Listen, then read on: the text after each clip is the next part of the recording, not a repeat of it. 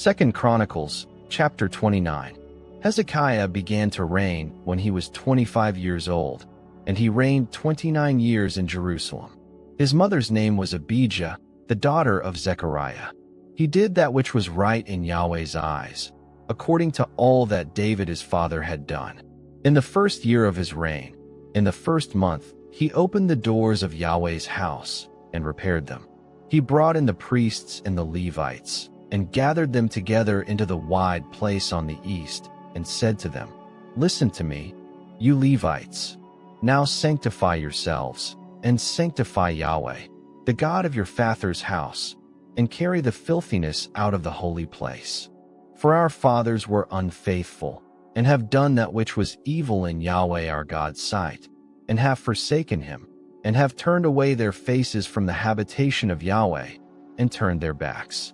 Also they have shut up the doors of the porch, and put out the lamps, and have not burned incense nor offered burnt offerings in the holy place to the God of Israel. Therefore Yahweh's wrath was on Judah and Jerusalem, and he has delivered them to be tossed back and forth, to be in astonishment, and a hissing, as you see with your eyes. For, behold, our fathers have fallen by the sword, and our sons and our daughters and our wives are in captivity for this.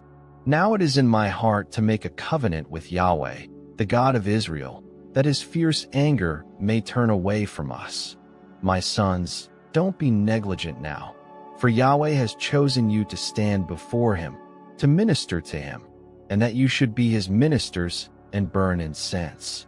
Then the Levites arose, Mahath, the son of Amasai, and Joel the son of Azariah, of the sons of the Kohathites, and of the sons of Merari, Kish the son of Abdi, and Azariah the son of Jehalalel, and of the Gershonites, Joah the son of Zimmah, and Eden the son of Joah, and of the sons of Elizaphan, Shimri and Jewel, and of the sons of Asaph, Zechariah and Mattaniah, and of the sons of Heman, Jehuel and Shimi, and of the sons of Jeduthun, Shemaiah and Uzziel. They gathered their brothers, sanctified themselves, and went in, according to the commandment of the king by Yahweh's words, to cleanse Yahweh's house. The priests went into the inner part of Yahweh's house to cleanse it, and brought out all the uncleanness that they found in Yahweh's temple into the court of Yahweh's house.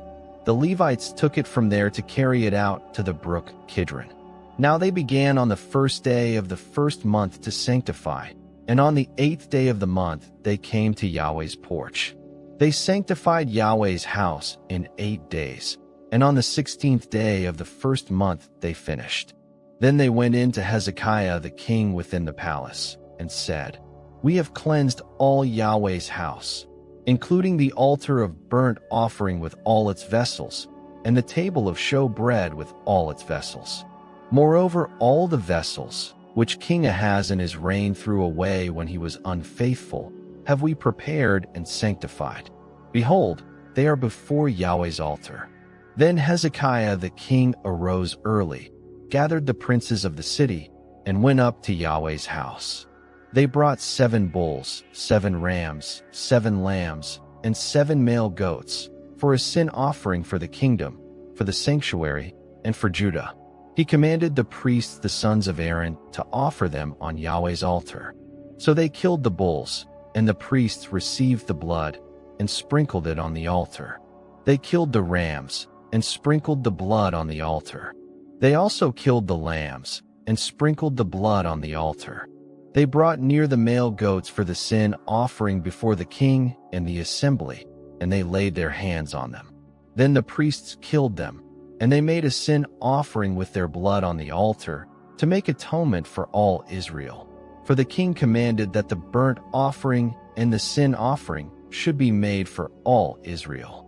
He set the Levites in Yahweh's house with cymbals, with stringed instruments, and with harps, according to the commandment of David, of Gad the king's seer, and Nathan the prophet, for the commandment was from Yahweh by his prophets. The Levites stood with David's instruments, and the priests with the trumpets. Hezekiah commanded them to offer the burnt offering on the altar. When the burnt offering began, Yahweh's song also began, along with the trumpets and David king of Israel's instruments. All the assembly worshipped, the singers sang, and the trumpeters sounded. All this continued until the burnt offering was finished. When they had finished offering, the king and all who were present with him bowed themselves and worshipped. Moreover, Hezekiah the king and the princes commanded the Levites to sing praises to Yahweh with the words of David and of Asaph the seer.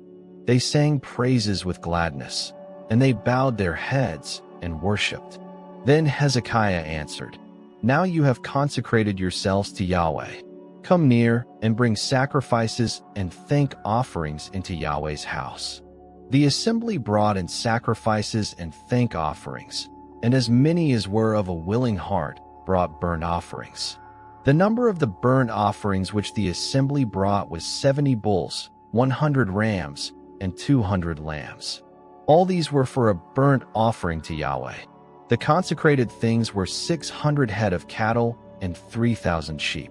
But the priests were too few, so that they could not flay all the burnt offerings. Therefore their brothers the Levites helped them, until the work was ended, and until the priests had sanctified themselves.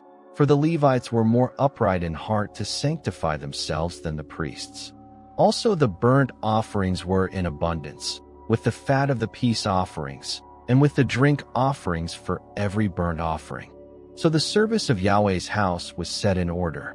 Hezekiah and all the people rejoiced, because of that which God had prepared for the people, for the thing was done suddenly.